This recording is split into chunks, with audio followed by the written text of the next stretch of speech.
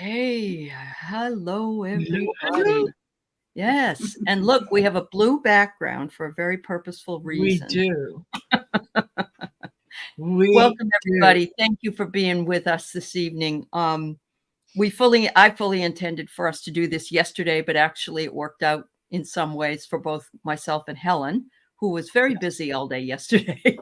So thank you so much for being here with us. And of course, as you well know, this is Irish Granny, Helen, and our Marina, Heart-Centered Tarot, here with Hello, us. hello. So we're just Yep. going to have a conversation.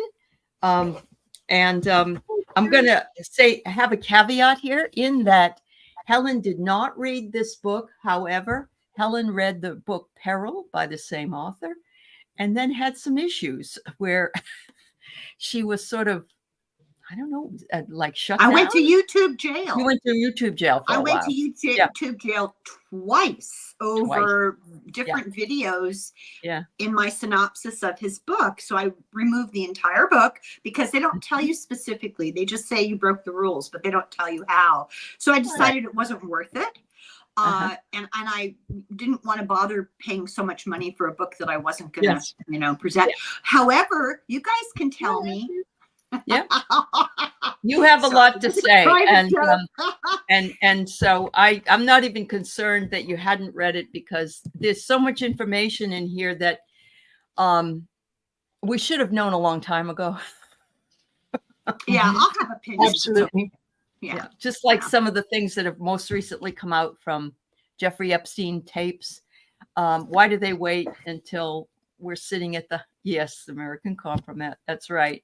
Yeah, everybody needs to get this book. That's a wonderful book. I've read that. And a good accompaniment to it is Greg Olear, Dirty Rubles, and his new book, Rough Beast, from the Yeats poem.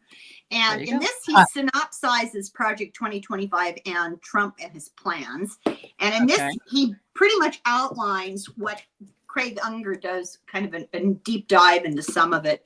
But together, they make a nice compliment. It would be a good Christmas present. Well, there you go. Except we don't want to hear about it anymore. That's probably the only bad thing. Yeah. Greg Olear has a podcast called, and a Substack, both called Prevail. And they're wonderful. I'm just doing them a solid. Yeah, that's awesome. Good. So I just want to say hi, Nana Heather and Sherry and Teacher Barbara and Christine Fryer. And let's see, Book is here. Mary Thornberry, Andrew D'Angelo, welcome. I'm glad you got back from your trip, Andrew. Rossi's here. Dr. Ann, John Turner, Laura Hammond Davis. Thank you all for being here, everybody. Just trying to everybody's energies are really, really crazy.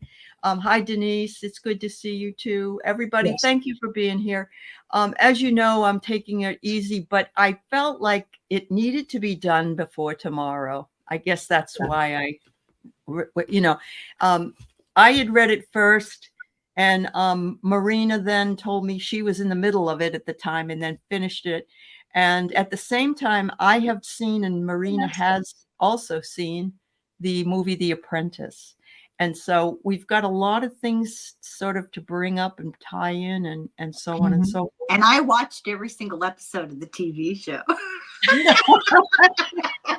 Because it was like a study in psychopathy. It was fascinating to watch. The dynamic. It's too bad that all he did though on there was just, he was a tool. He wasn't who he was. The whole thing was phony. The whole thing. I know. It definitely was. It definitely was. Yeah, absolutely. Hi, Ness. It's good to see you too. They have 13 rallies happening at the same time. Wow. Wow. So hi, Angel Rivera. I think we've got everybody that's here. And the movie, Ness, I hope you've seen it. I just got the link and was able to watch it from home. Marina went to the theater. I did. Bought the popcorn and sat back, and there it was. Yeah. On big, huge screen. Absolutely. Me and probably about, I think, 14, 15 other people in the whole theater. especially since it was in Canada, which not a lot of people I would think would be that interested in it. So, no, well, yeah, most of them look like, we all kind of took note of each other, and it was like, yeah, okay, we're the same generation. Okay. Yeah. Makes sense. Makes perfect sense. Yeah. Yeah, so and then of course the last, I don't know, 24, 48 hours have been nothing but a poop show. If you're at any of the Trump rallies, could you find that? Yeah. Oh my God. Yes, I will. First of all, one of them has to do with the microphone that was not working correctly, and so was rubbed a certain way and then moved down upon in another way. And then we had a Liz Cheney comment to be in the gun sights of. And then we had, he also said Kamala never worked at McDonald's. She was a streetwalker. Yeah. Oh, he was talking about her pimps the other day. Yeah. Madison Square Garden, that 3-ring circus. And you know what? Who better to identify a streetwalker than a guy who listed streetwalker? Marina. Yeah, that's very, very good. Very good. Yep. Yeah. It's amazing. Yeah. It's amazing. So yes, I know, I went right through this. I haven't read a book in the longest time. I just don't have the time. As a matter of fact, I got another one that I'm going to start reading, and I'm going to recommend you read as well. Navalny. What is it? Navalny. Oh, I just ordered it today. I have it. I'm going to read it. Rachel Maddow said that she zoomed through it. It was just so well done. Okay. So I'm looking forward to reading that as well. But I think when Lawrence O'Donnell, when I watched him and he met with Bob Woodward. Yes. The first night, what was it, on page 179, I think, there was something that came up that night when he was interviewing him. And I just remember the page number of all things. It was, I think it was about Mark Milley, and it was about what was going on with Mark Milley and Truth Social and so on and so forth. But the things that continued on in this book that we should have known about. Yeah. Can I ask you why it was called War? Yeah.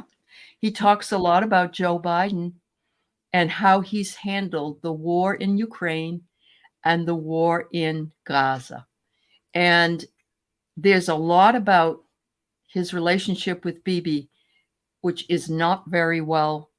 He's not happy at all. He's done what he did. Biden's relationship. Yes. And it's not good. Right. No.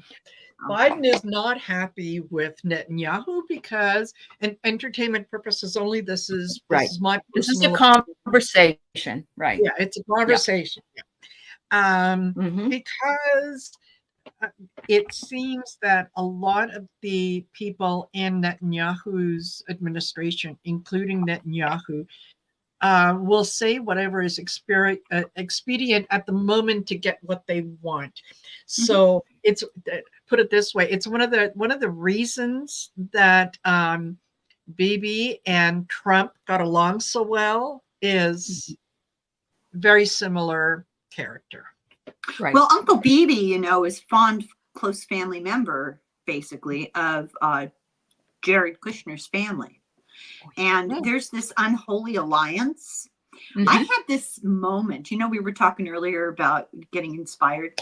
I had this moment a couple of weeks ago, and I mentioned it to my husband because he's a captive audience. and I told him, you know what? We're going to hear about this. I just have this weird feeling, and this sounds so crazy. So this was what I suspected, and I wonder if it's in the book. Okay, this is alleged. This is just, speculation, right? Saudi Arabia is connected by money and obligation to Jared Kushner, who's connected to Trump, who's connected to Bibi Netanyahu. And I suspect they're being manipulated. This is my inspiration. Being manipulated for Israel to provoke Iran in order to provoke a retaliation, in order to bring in allies, in order to cause utter chaos. And we looked at each other and went, okay, I'm hallucinating. Within a few days, I picked up the newspaper because I still read a paper, and big article, this guy in Galway of all places, you know, used to work for the UN, now works for a nonprofit. And he said basically, Saudi Arabia allegedly is suspected of prodding Israel to provoke Iran to drag people into a response with Israel. And US and UK soldiers and equipment have already done just that. And it's an attempt to escalate. And I went, ooh, maybe I should pay more attention to these little inspirations. He pretty much tells Joe to shut up. He's planning on killing every Palestinian there is. And he doesn't, and Joe's the only one that was able to get any kind of help in. He's the one that brokered all the deals with Jake Sullivan, his national security advisor, and Tony, what's his name? Blinken. Who is fabulous person. Yeah. Really. He just put his head down and minds his own business and does his job. Yeah, he does. Kamala isn't going to put up with any BS with Netanyahu, and pretty much has told him that. She's going to run things a little bit differently. But what really surprised me, I think, was we knew about the invasion of Russia into Ukraine before Zelensky did. Yes. And they sent Kamala over to tell him, and he's like, no, it's not that bad. It's not going to happen, you know. Yes, it is. Yes, it is. Oh, and so there's a lot about the back room stuff with Ukraine. And we don't get to know. We don't get to know. Well, you saw today what Russia's up to now. Yeah, I did. Yeah, that's for sure. Yeah, I missed it. What? They've been there's talk. I don't know. I didn't investigate it, but that they've speculated about doing or planned to do, but it got stopped in the middle. Putting explosives on American planes, incendiary devices. Yes. And Canadian planes, and American and Canadian. Yes. You know, when you've got bad neighbors, it just spills out all over the neighborhood. I'm sorry, Marina. What are you going to do? What are you going to do? Terrible. Yeah. But just what I really loved about this, I think, is that Woodward pretty much says, you know, Joe will say the F word, he'll let things fly, but he listens. And he said he's one of the best presidents. He's not a malicious guy. He's a good guy. He's like, this is the most wonderful guy. And look, he gets shit on by everybody. You know? People who know how government works, what other politicians are like, who've been around a long time, they understand the vagaries of diplomacy and international politics. They all respect him. He's just been the whipping boy of the American propaganda machine. Right. Yes, because they needed someone to blame, and or they needed someone to kind of divert attention from the guy who would get in there and who would absolutely take young American lives and just send them off to whatever, just go. And old. He wants to get rid of vaccines and Social Security. Craziness. Biden is going to go down in history as one of the most patriotic, one of the best presidents the U.S. has ever had. He is very much a consensus builder in that, you know, he wants everyone to get along, and it's like, okay, you know what, let's and he said in the book many times to both Zelensky and especially to Bibi Netanyahu, hold on, just take a effing breath, hold on, there's other ways, and he will come up with some alternatives that if you're a reasonable person, you will say, okay, I can see where that would work. Let's do that. Not in the case of Netanyahu. He is crazy. Determined. He's another Trump. Yes, he is. And you know that he met with him afterwards, and you know they're planning whatever it is if he got in. There's deal making going on behind. There is. Yeah. I only have two big complaints about Biden. One has to do with WTF Merrick Garland, and the other one. We got an answer to that. The Supreme Court. You got an answer for that too? I got to know. Oh, as far as he's not happy with Merrick Garland. So why doesn't he get rid of him?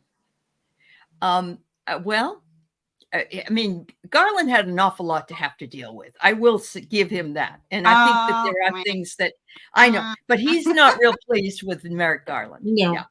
No, there was things that he anticipated that Garland would do that, and he recognized that, and he said that the next person in line is going to have to be a little quicker about making decisions. Mm-hmm. But that's Garland's personality is such that he is intelligent and he knows what he knows. Yeah. It's just that his personality is okay. If I do this, these things can happen. So I need to look at each one. Okay. And if I do the first one, this can happen. So it's like, over analyzing, and being a little too afraid to sometimes just make that decision and say, okay. Jack Smith would be a great wrong person for the job. Jack Smith would be great. Absolutely. And he said he is absolutely the wrong person for that job. Yeah. So who should Kamala's AG be? Not sure. I would love to see Jack Smith in there, actually. But good question. Good question. How about Glenn Kirshner? Oh, well, he's a great guy. And so is what's his name? Well, no, he's too old. I hate to say that because I don't care about age, but the guy that's the professor at Harvard, I like him. The professor at Harvard. Oh, yeah. But he's like 85 or something. No.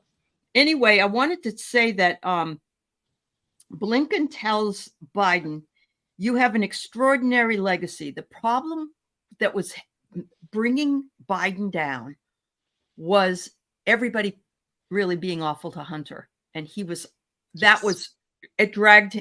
got sucked into that. That's his boy. And I think that probably was the undoing of his ability to maybe even run this time. I don't know. Yeah.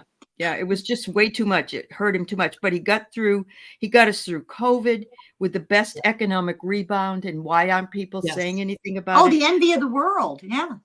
A legislative record, second to none, going back to LBJ and to FDR, repairing and re-energizing our international relationships, working on the infrastructure. I mean, nobody's done this kind of stuff in years and years. Low unemployment. The problem is people like me, because I don't know anything about economics, but so I'm parroting what I heard from somebody I respect.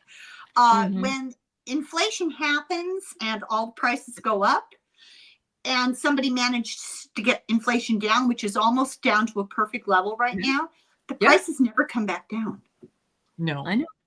It's not the fault of the person. It isn't. That's right. No, that is corporate greed at its finest, and that's something that is going to have to be addressed and is going to have to be looked at, so that you know what, if things fluctuate, that the price of oil that you're buying fluctuates. And I can see in the price of oil at the pump that it fluctuates. The same needs to happen in other areas, so that when things come down, then the price comes down, because you're not paying the same price that you were to manufacture the paper to build the cardboard box that your cereal goes in. All those things have come down. So don't tell me that, trucking costs or this or that. No, it's all Yeah. come down. So how much did it come down? That's what you reduce it by. But as long as there's money to be made off of anything, they're not going to. Well, who was it? You probably remember this, Alice, better than I do. Was it Taft? Well, who was the president that they had? They broke up the monopolies. Oh, God. It's around that time period. It is around that time period. Yeah, Yeah. kind of, we're like around when I was born, you know. Right. Get out of here. This conglomerate that they're coming up with, you know, every grocery store being bought out by another, and then that, and you end up with one grocery store. We have one grocery store down. Right. Yeah. That happened to the banks. Remember back in the 80s, all these small banks were absorbed by Bank of America and a few other places. Yep. And, you know, and then you don't have the hometown bank anymore. They don't care who you are. They don't care what you know. I remember. Well, our culture is dying. TGIF, you know, that restaurant, they just closed a whole bunch. So, you know, they did. We might as well give up. Oh my God. Yes, Mary, you're right. We live in a debt-based system and are in debt that cannot be sustained. I'm not even so sure war would get us out of where normally war would help debt. Yeah, I agree with that.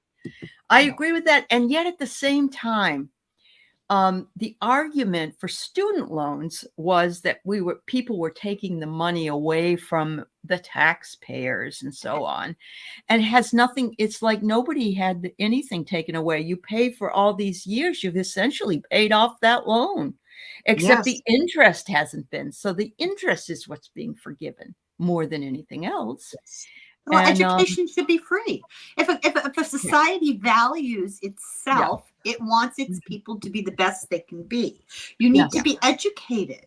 And if you don't have an educated population, what do you have? A bunch of easily manipulated nincompoops is what you end up with. And that's really the goal. Yeah, that's true. Exactly.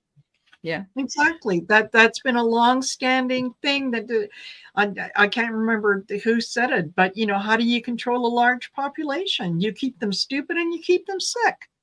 Yeah, and you know, World War II, the war pulled us out of the Depression. You know, basically, because of manufacturing for the war. But you have to think about today. How would you convert civilian type factories and manufacturing to a wartime manufacturing level, right, when you don't have any factories? Well, but look, they did pull that together in a lot of ways. They did it with remember the sanitizer that they pulled together during COVID and things like that. I mean, I know it was small, but you know, where there's a will, there's a way. And, absolutely. I'm not advocating for war. No, I know. Just an observation. No, I agree. I agree. Yep. No, totally. So, you know, go ahead, Marina. Is there anything that you saw that you wanted to bring up? I don't want to be the only one bringing up stuff here. If there's something that you feel is. Yeah, there was one comment that was made in the book that just really hit me, and I thought, oh my God, yeah, that's it. And this is it's a conversation that was happening between Biden and Bibi Netanyahu about Biden says, you know, how are you going to go after Hamas? What are you going to do? And you know, what do you mean by eliminating Hamas, and what does that look like? Biden is asking him, right, you know, in the beginning, in the beginning, and Bibi's saying, oh yeah, we're going to go after the leadership, or you know, we're going to eliminate Hamas from the face of the earth, and blah blah blah. And Biden said to him, sometimes you create fighters by the way you go after them. That's absolutely right. That's absolutely right. And it just, that one of the things that when that stuck with me when I mean, Israel was attacked. There is no denying that Israel was attacked. Yeah. That's right. And absolutely, you have a right to defend yourself. The idea of killing everybody in the vicinity, whether they are Hamas or not, simply because, they may be Hamas or Hamas is hiding amongst them, is absolutely inhumane, because if ultimately the people that survive, that go through this and they survive, you have eliminated their family, you have eliminated their culture, their history, so their on. house, their job, their house, everything. Yeah. You think that when they're approached by someone like Hamas who said, hey, what happened to your family? Are you going to say, well, Israel was attacked and they had a right to defend themselves, and my family died as a result? No, you've just created another Hamas country. Yes, absolutely. Absolutely. So, I grew up with a father who was militantly, rabidly IRA. There was no reasoning with him, and he was just venomous about it. And the reason being, when he was a little boy, his best friend next door and his entire family were murdered by the occupying forces, the English occupying forces, which most Americans don't realize. Northern Ireland, especially, it was an occupied zone, for a long time, and they militarized him. What's the word I want? They made him a militant. Yes, didn't have to happen. Yeah, we radicalized him. Thank God, every day of my life that I grew up in Southern California, because we were able to make that break. I have brothers who are still, they're the macho thing, right? With the whole Irish situation. I feel so fortunate to have been taken out of that and given a different perspective. But when you grow up with that, you grow up in Gaza and you see it's a scorched earth and 15 members of your family have died. What do you think is going to happen? Exactly. And more than likely 15 innocent members of your family that had nothing to do with Hamas, that had nothing to do with whoever was attacking who and whatnot. They're just people who happen to be living in a tent in the desert. They're fighting to stay alive from one day to the next. 90%, I read, of the people that have died thus far are women and children. Women and children. And in that culture, the women are they're not engaged in anything but raising children, and children are not, I mean, they're professional women, but they're not included in this militaristic stuff. But there's no humanitarian idea in that culture. And I think the hardest thing that I have tried to convince my daughter of is that this has been going on and on and on and on for years and years and years. And she's like, the extremists, they're not all extremists. No, they're not. Yeah. But there's always been this this issue, and I don't like it. I don't agree with it. I think it's horrible. But she's never seen it. She's never seen the results of this and how people treat each other that are made into these radicals. Really, there's no hero here, because it's reaction, action, reaction, action, reaction, and we're talking generations now. My people would say, what'd you expect? Who do you think started this? Who partitioned? Sure. Yeah. The British Empire, right? So, I just had to throw that in. I get it. It's like a snowball going down an endless mountain. It just never ends, and it gets bigger and bigger and bigger. And that's one of the reasons Biden's meetings and conversations with these world leaders is so important. He's got the experience, he's got the background, he's got the history, so that these are those years. Yes, all those years that he can point things out and kind of steer them in the right direction. and point out things that, sometimes maybe they don't want to hear, but they need to hear. Yeah. Right. Definitely. Well, we can be happy that he's been, Kamala's been his apprentice. Yes. Kamala's dealt with all these people. We didn't hear about it. I know.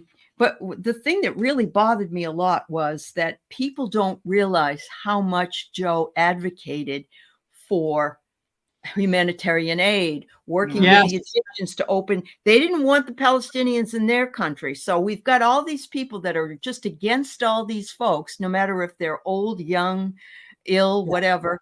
And he's saying, we got to feed these people. We've got to take care of these people. There's no humanitarian.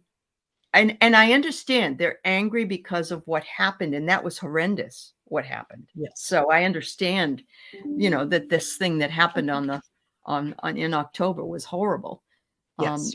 So it's like re-traumatizing an old trauma. You've got people that are traumatized for millennia at this point. And every time they think they found a safe haven, that they're re-traumatized, and that's not right either. I mean, it's like I said, it's awful. I know it's a cycle, and it's the old, those who do not learn from history are doomed to repeat it, and it is a cycle over and over and over again. There always seem to be people who claw their way to the top, whose values are personal power, personal aggrandizement, fame, money, and that's all. That's all they care about. That's all. You're right. You're absolutely right.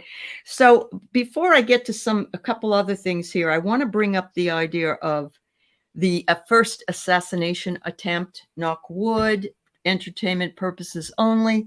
But even here, Bob Woodward says, sort of in between the lines, if you read it, he says, the week after an assassination attempt, and people are already forgetting about it, Jason Miller, Trump's White House director, fumed on July 25th. It says, in the days after the shooting, Trump had been treated almost as a messiah by his supporters, giving his funding and polls a huge boost. Yes. So it just reminds, between that and the groceries are so expensive. The living is so difficult for these people. They're so angry, but they will buy gold shoes and give money and maxi pads for their ears. Pads for their ears. And but it's all a part of a vast left-wing liberal conspiracy. And he's turned it so that he's saying, even though it was a young Republican boy that ended up, he says the Democrats did that.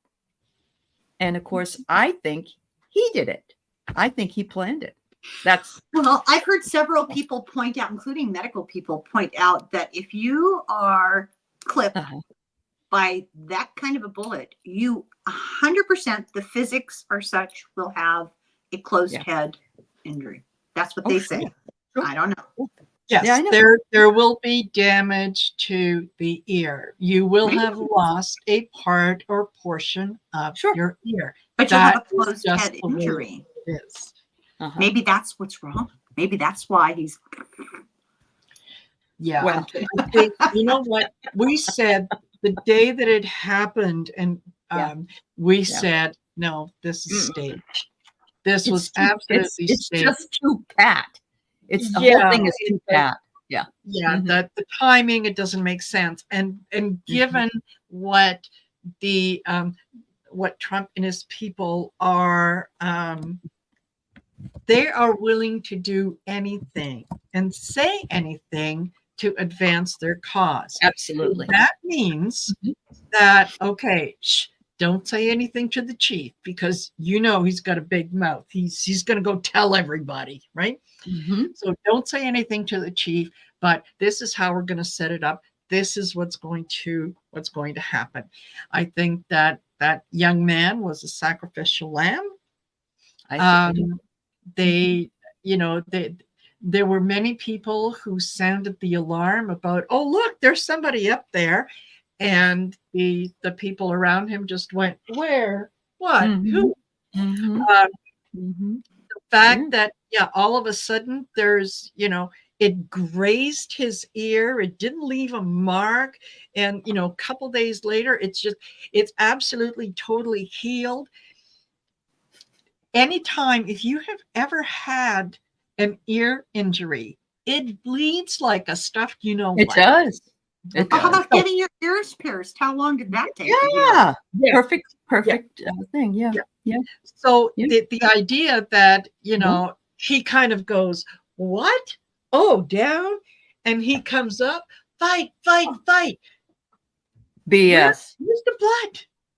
So where's the blood? I know. So in Mother Jones, it says here that Trump is unparalleled in the annals of deception. No, you were right the first time. Yeah, the first time. Trump is one of the most successful propagandists in history. He managed to convince tens of millions he won a national election working not in domesticated media system or a one-party state, but in a fully pluralist media environment in a democracy. No one has ever done that on any scale. Look what he's accomplished with the perception of January 6th. Yeah. And it says here, when he was in office, he said no less than 30,625 lies. And I heard Heather Cox Richardson talking about him in, or maybe no. Ruth Bengia. Ruth Bengia. Yeah. And she was talking about strong men and what they do and what they're like. She said that moment when he rose up and did the whole fight thing. She said that was a classic strongman move. There's something about their psychopathology that makes them canny and able to take advantage of things at a moment's notice. May not even have known, may not have been in on the fix, but certainly was able to make the most of it symbolically, and that's classic. Yes.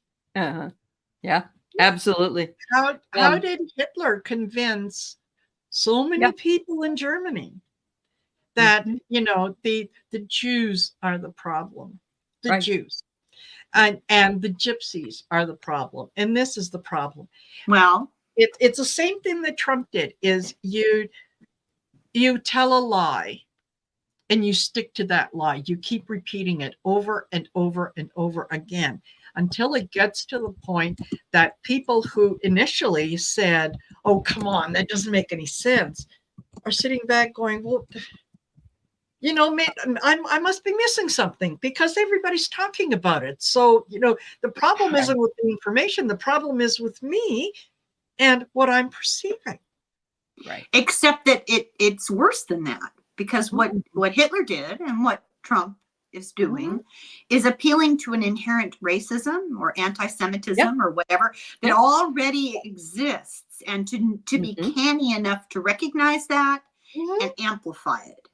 Yes. Yeah. You got to find somebody to blame. And you blame the other. You blame the people that it's not unusual for some people in Camp Trump to say, "Oh, well, the forest fires are started by Jews with lasers, space lasers, lasers." This is something that historically, whenever there's been any kind of a problem, it's who's there? Oh, the Jews. Okay, well, why the Jews? Well, because they're a close community. They stick together. Okay, take it one step back. Why do they stick together? Well, because they've been persecuted all over the place. These little encampments, and they weren't allowed to deal with people on the outside, so they had no choice but to deal with each other. That's how they survive. So they stay a close community. Yep. You have to look at it and see where some of these things come from instead Take the of emotion out of it. Yeah. You know, QAnon is just repeating the blood libel baloney from the Middle Ages that was repeated in the protocols of the elders of Zion. This is not new. None of it No, is it isn't. Yeah, it isn't. So Trump's false proclamation about himself, his rivals, his critics are a feature. He demonstrates he's sticking it to the other side, to the elites, the media, the establishment, the government, academia, Hollywood, the libs, the woke crowd, the minorities, whoever his supporters hate. Yes. Despise or disregard. And then he says things like, so if he lies about legal immigrants eating the pets, or Kamala being low IQ, not really black, and a communist, or about schools performing gender affirming operations on kids in one day. In one day, yeah. People believe him. They believe him. That's gullibility is astounding to me. Do you know who the good liars are? Have you seen them? Okay, it's two comedians, and they do a little bit of performative comedy. Very smart, and they started out by going to political assemblies. Ted Cruz making a speech, whatever, and standing up and Trump was giving a speech in 2016 before he won. And they went with MAGA hats on, you know, and in the middle of his speech, they both stood up and said, "This is boring." Yes, I think I've seen their stuff. I love that. I love that. They're the ones that asked the Trump supporters, well, you know, so you say you were much better off under Trump. What did he do for you? What did he do? Yeah. Yep. Or you say you're pro-life, and they'll say, "Oh, yes, I'm pro-life," and they'll agree with them, and then they'll wait a minute so that, you know, the connection is not immediately made, and they'll say, so how do you feel about the death penalty? "Oh, I'm all for the death penalty." "But you're pro-life." "Well, yeah, I'm pro," and you can't get them to recognize the cognitive dissonance. That's how bad it is. They don't know what that is, because to know that, you know. So his guys were on podcasts saying how much further the movement would get if he were unalived. Now, Trump's guys? Yeah. And he would be a martyr, and he would be elevated to this fabulous. Well, look at how they use AI and make pictures of him in flowing robes and blonde hair, just like with actual muscles. Yeah. And then we'd be stuck with that monster, JD Vance. That's true. And there's another whole hour or two we could talk about. But the dark and light. Why do they believe? They like the liars, Christine. Yes. They like the lies. They think he's funny. And so if he says something, we all know as intelligent people that he's telling us what he's going to do, but they think it's just funny. They just think it's funny. That's well, you know, they've done studies, and they've figured out, you know, what makes somebody support a dictator. Why would somebody do that? It's obviously not in your own best interests. So they figured out that when people are raised in an authoritarian environment, so maybe a really strict religion, a theocracy, right? Yeah. Or a family structure where the father is the man, you know, patriarchal, all that nonsense, it actually changes your brain, like the structure of your brain and how your brain chemistry works. And it predisposes you as an adult to seek external guidance. Like you can't trust yourself to decide what's right and wrong. So you crave a strong man. Yeah. You could go back to the French Enlightenment, and quite honestly, there have been thinkers who have said most people like to be told what to do. Yes. Now, I don't agree with that. I know you guys don't agree with that, but there are people, and that's what they say. We want to be told what to do, because somebody very close to me, who well educated, I'll say this, was almost a religious person, you know, like. Yeah. told me one day, we need a strong leader. We need somebody to tell people what to do. I was horrified. Me too. Oh God, yes. Yeah. That's like the last thing I would ever want to somebody to tell me what to do. There's like no way.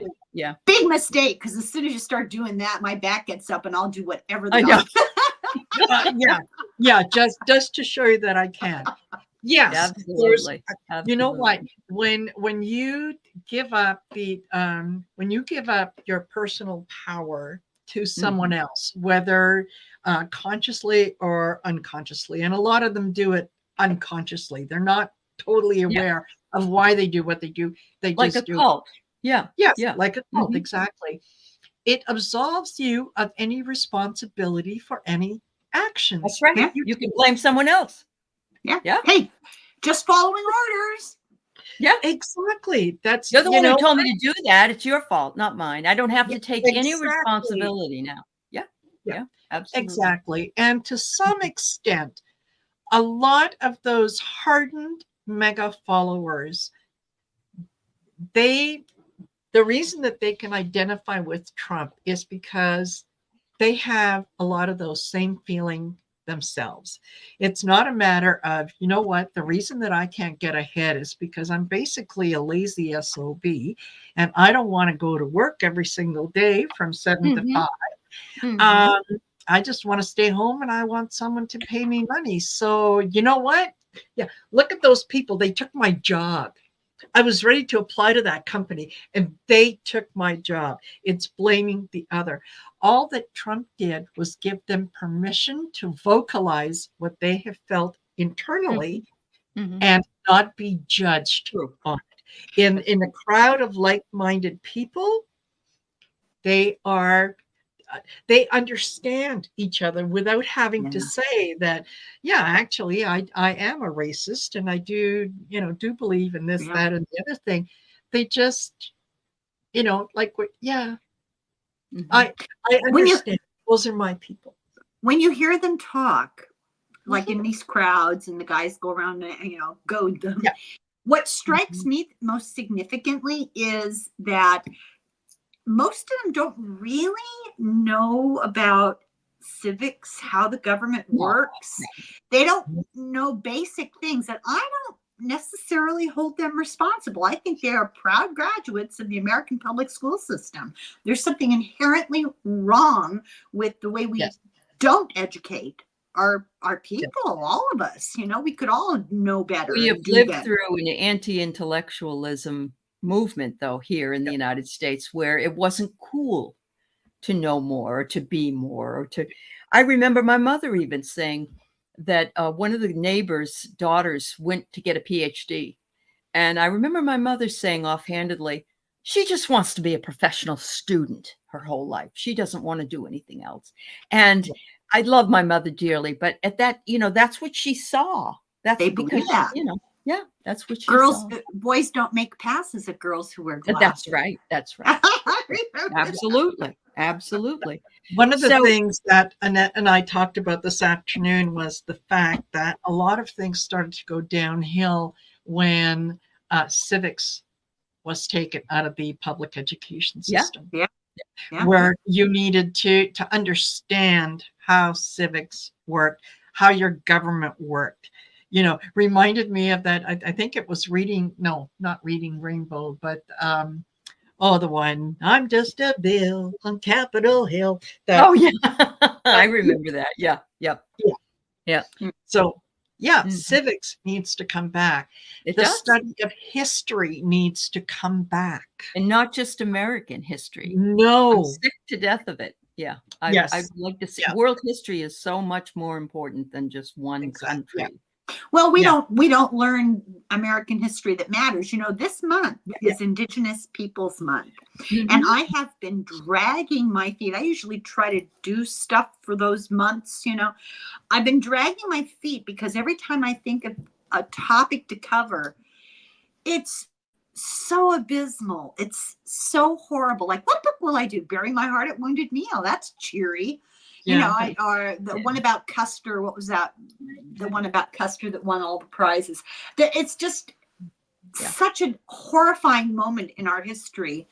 And I don't think we're taught enough about it. And I live in an area where I have heard white Americans lay, behind people's back, just speak horribly about Native Americans.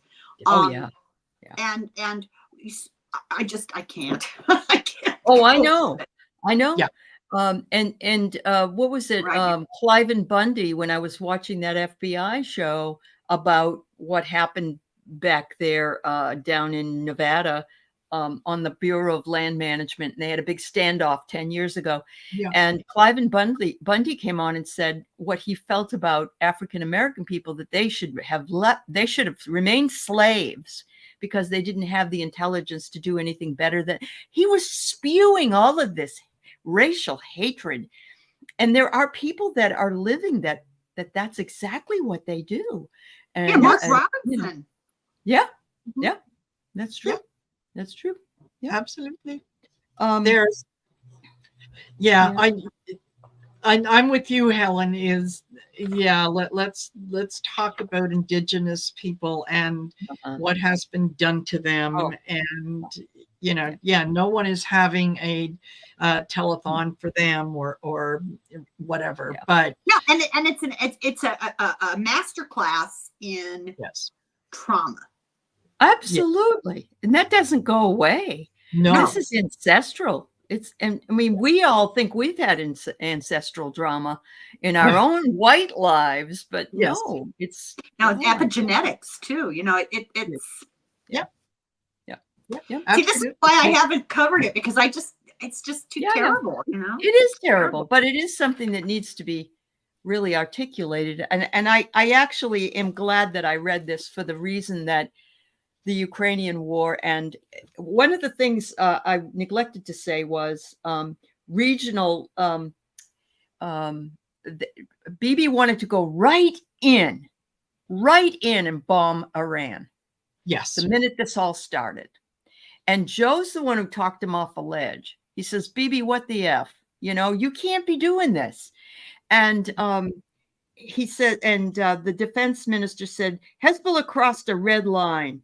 And Biden says, it's one thing if you've gotten him near the border, but you can't go into Beirut and in Lebanon. And they don't, this is the type of mentality Trump has, in that, well, let's just, can't we shoot them in the legs? Can't we sick the army on them? Can't we do that?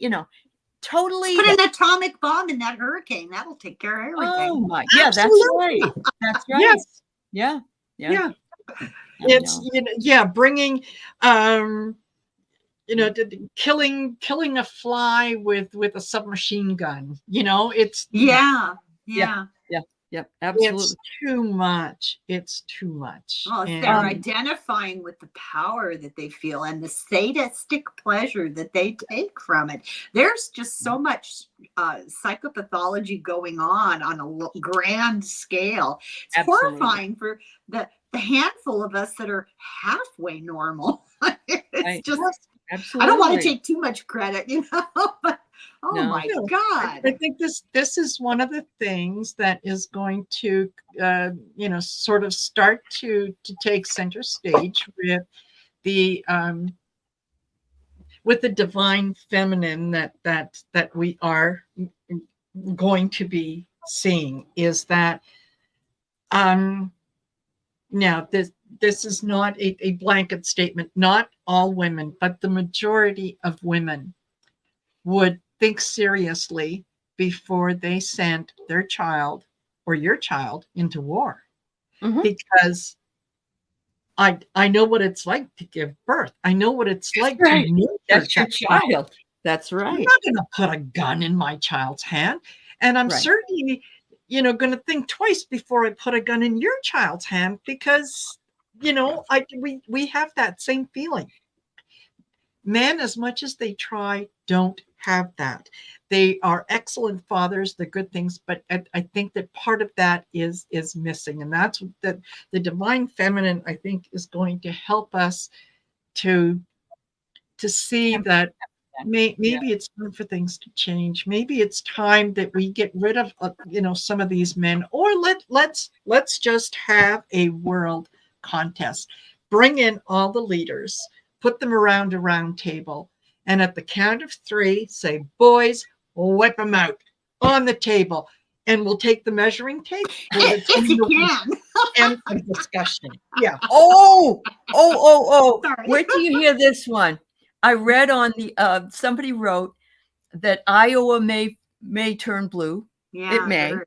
And one of the Trump people said, and I love this. He said, that isn't ever going to happen. That's a lie. And if it does, I'll castrate myself on television. And I said, boy, that's really going to hurt. Good. Promise? I got $20 here. I'll watch. Unbelievable people. It just That's and it just sort of shows you what's important to them. Yeah.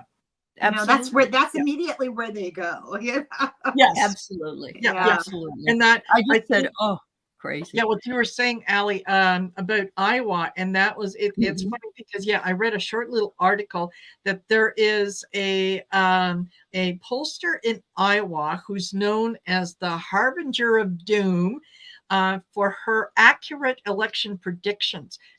And she said that Trump could lose the state, which has been predominantly red, because he has escalated.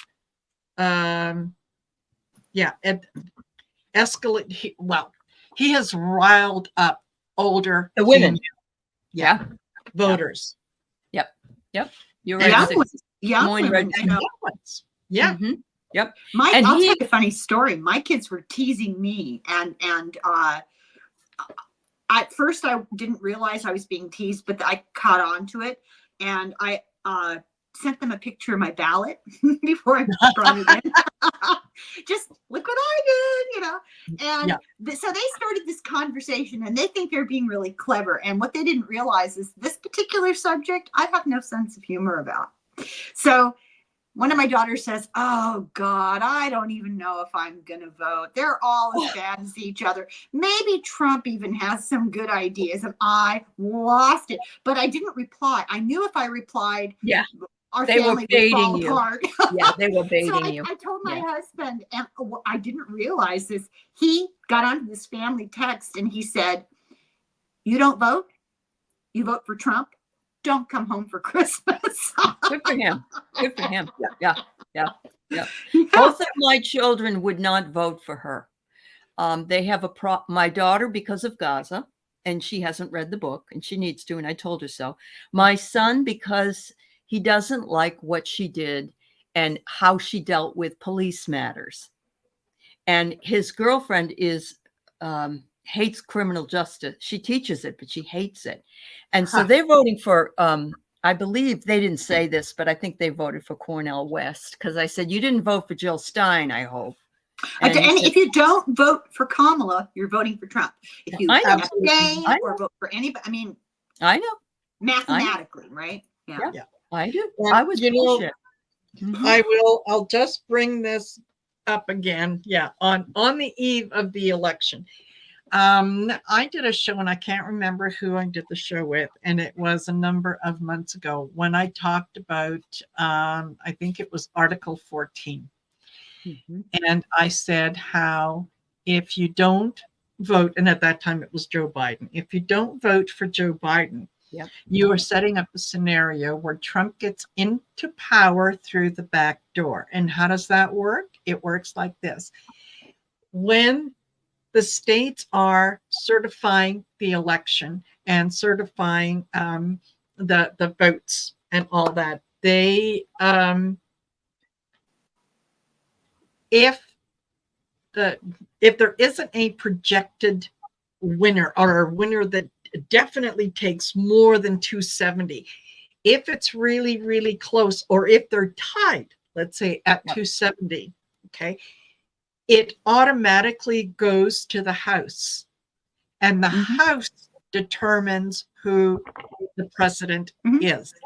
One state, one vote.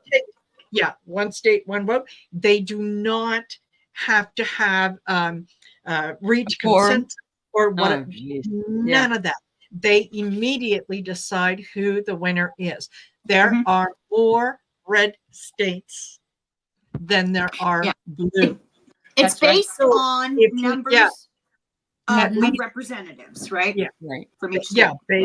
Based on that. So that is a way that if you don't vote for Kamala Harris, if you have not voted for Kamala Harris, if you decided that you're going to put in a protest vote, that in essence is a vote for Trump, because if it goes into the House, do you think for 1 second that they're going to say, well, okay, come on, guys, let's do what's best for the country? It's no, we elect Donald Trump. And then, you'll all be wearing handmaids outfits. Well, no, and then they'll do the 25th Amendment, and they'll put Grandpa away, and J.D. Vance becomes the president of the United States. I get the bottom bunk, Marina. I don't I don't have a big backyard, but I could handle a couple. A little tent city in the back. Yeah, that's right. That's come in for the bathroom and showers. Yeah, I know. So, let's wind up a little bit here. I just want to say that last night watched 60 Minutes. I don't always watch it, but I did last night, and it was really well done. And I mean, it wasn't good news. It was all about how women have died. Another one died today, I think, in Texas. But the thing that bothers me the most is the high and mighty saying that if you don't vote the way your husband votes, it's infidelity, and that makes me sick to my stomach, because I don't even remember growing up and hearing that. I mean, that isn't something I remember ever being said. And when we were growing up, a woman couldn't get a credit card until 50 years ago. Things like that. You couldn't have condoms unless you were married. And even they were illegal for married couples until the end of the 60s. Yes. Yep. Well, people would love to see the picture I have of my husband with his ballot and my ballot, and he's copying my ballot because he trusts me, to do the research and Charlie Kirk. That little weasel. Thanks, Chris. Yeah, thank you. I think it was not earlier today. Was it maybe yesterday or some recent show that I did where someone in the chat said that there was an 82-year-old woman who voted for the very first time in her life because her husband was dead. Because her husband died, and he had told her all along, it's okay, I'm voting for you. I got this, he made it sound like it was natural that he would vote for her. Yes, Helen, absolutely. That look on your face. I know. Probably we don't think this exists, but it does exist. That's what's the irony. In all See, in my life, I would be counting on you guys to put money in my commissary, but it would be justifiable homicide.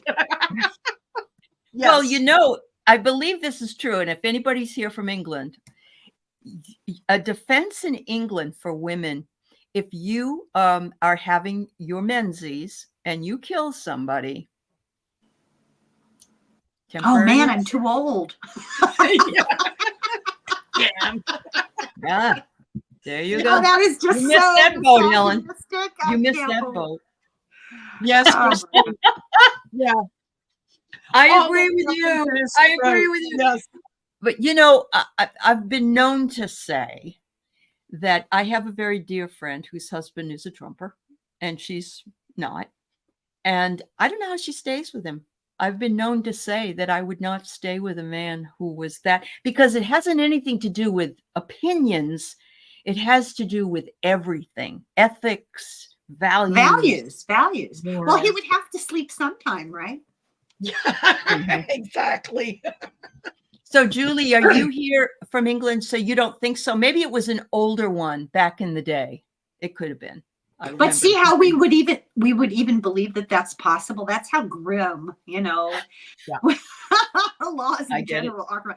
Did you hear about Mohammadi, the woman in Iran who's the activist who's been in prison for the longest time, and she has a bad heart, and they Narsi Mohammadi, I'm butchering her name, very vocal women's activist in Iran, and they've been begging to put her in the hospital for quite a while now. She's not doing well, and they just put her in the hospital. That does not bode well, actually, I don't think. Right. Yeah. I think they're kind of, too late. Let's just, Poor woman. Yes, you're right, Andrew. It reminds me, just your facial expression, Helen, has kept us going here this evening. If you don't laugh, you cry, right? I know, that's right. I swear to God. That's right. Yeah. And speaking of, I don't know why this reminded me, speaking of crying, but we had Quincy Jones passed away. Yeah. Yep. 91. Yep. And man, oh man, that was incredible talent. Oh, definitely. Incredible. And promoted the talents of others. Yes. Yes, absolutely. That's true. That's very true. Well, I was, okay, God forgive me, please. But the first thing that I thought of when I read, he passed away either yesterday or today. And I thought, oh God, I hope he had a chance to vote. There's a lot of people that are like 102 and 3 and 10, and they've all voted. I'm so thrilled. Carter voted the first moment that opened in Georgia. I was like, I'm not wasting any time. Exactly. Yeah, exactly. I hope he lives long enough to see the final culmination for Kamala, because it's not going to be tomorrow. Yeah. No, probably they're saying maybe the end of the week. She never played poker. Yeah. I'm thinking, by Friday we'll have a much, much better idea. Yeah. But you know that there's going to be shenanigans. You know that there's going to be all kinds. He's already saying it. The election isn't even. He's already said people haven't even technically voted yet. I know. That's stupid. The whole thing is. I won, and if I didn't win, it's rigged. It's rigged. Right. Yeah. Yep. That's right. Oh yeah, Quincy was the We Are the World instigator. Yes, that's right. Oh, I didn't know that. Yeah. Yep. Yeah. Yes, I knew Terry Garr died too. Yeah. Yes. I hate to be what's the word I want to say? A sad person. But yeah. They're saying that I have to just pass it along. And it was very interesting that young men, millennials between the ages of, I don't know, what is it, 34 and 49 or something like that, are having a lot of problems with colorectal cancer. Oh, and they should expect a lot of it has a close friend of my daughter's died at the age of 28. Wow. I don't understand why it's so bad in that generation. It's surprising. Yeah. It's environment. It's food. I guess so. Microplastic. Oh, yeah. Very true. We ingest plastics all the time, don't we? Mm-hmm. Well, you do if you're a Trump woman. Yeah. Oh. Yes. So everybody, I pulled one card. Let's pull one card on our way out here. Yes. I have an unknown path. Accept uncertainty and welcome unexpected adventures with courage. Everybody. There you go. Stay courageous. Small wins. Take the small wins. I know it's hard to stay. I know it's very, very hard to stay positive. It really is. Oh, check it out. The hierarchy. Oh. I feel like this is moral righteousness and tradition will prevail. Yes. Let's hope so. Let's hope that's not just coincidental. And I get self-worth. People are realizing their self-worth. The women are realizing their self-worth. They are standing up for themselves. Women have been pushed and pushed and pushed and pushed. And this was just one straw too far. This was the straw. And it's like, no, no, no. So thank you, that Spirit, for getting us to this point. Yeah. Be positive. It's been so true. Yes, that's true. right, Maureen. You know what's really, it's been a long haul for us. This has been what, 9-10 years of. I'm exhausted. Oh, that's probably why don't feel well. I mean, I'm sure that I'm just held it into my body for the longest time. But we have each other here. Hang on, though. Let me give you something to aim for. In the year 2050, the demographics of the United States will have shifted, and white men will be in the minority. I hope I live long enough to see it. The official term for that is the chickens are coming home to roost. No offense, white men. If I'm still alive in 2050, I will be 95, and I just hope I have a brain. That's all. I don't want to be alive if I don't have that. At least enough of a brain to just be able to mark the date on your calendar. And that's go, right. Right. Yeah, that's right. Yes, absolutely. It's going to be a big power shift. A worthwhile book to read, I believe, and certainly one that champions the wonderful job that Joe Biden has done, and the differences between, which we already know, but just so clear. And anybody that's interested in reading Navalny and getting together for another chat, that would be wonderful. If you're not familiar with Alexei Navalny, he was the one that was going to run against Putin, and Putin had him killed. And he survived for a while. He survived a poison attack, I believe.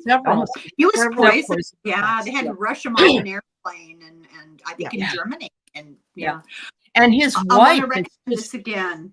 Oh, sure. Yes, Trump, that's another Epstein, good and one. the Russians. Yes. Unbelievable. Definitely. And anything by Ruth Ben-Gia.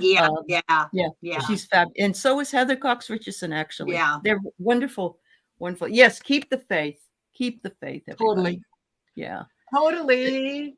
Thank you. We'll see you tomorrow, and we'll see you the day after. We will. We'll be here for you, whatever come what may. Yeah. Thank you, Helen. Thank you, Marina. Thank you, everybody in the chat. Yeah. It was so much fun. Thank you, everybody. Absolutely. All right. Take care. Bye, everybody. Bye-bye.